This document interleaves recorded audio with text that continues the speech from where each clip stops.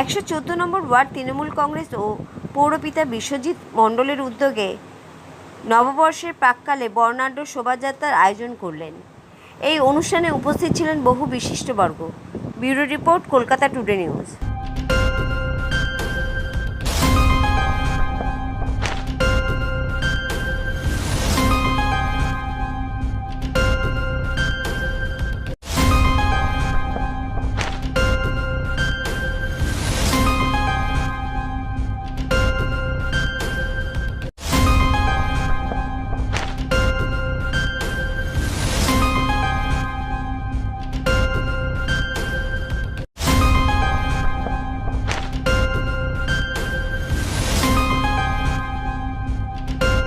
সবাইকে শুভেচ্ছা জানানোর জন্য নতুন বর্ষ সবার যাতে ভালো যায়।